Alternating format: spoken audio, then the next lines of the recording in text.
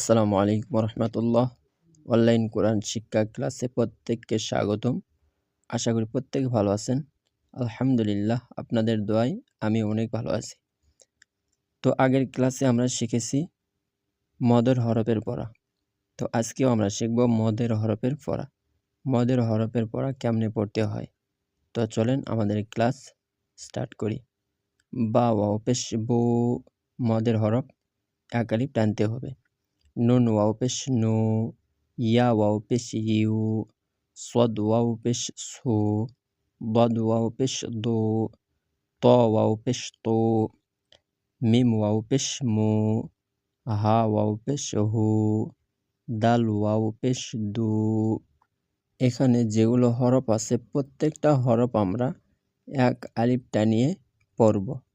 আশা করি প্রত্যেকে ভালোভাবে বুঝতে পেরেছেন। ক্লাস যদি ভালো লেগে থাকে তাহলে অবশ্যই বন্ধুদের সঙ্গে শেয়ার করবেন। আজকের ক্লাস এই পর্যন্তই। ভালো থাকবেন, সুস্থ থাকবেন। আল্লাহ হাফেজ।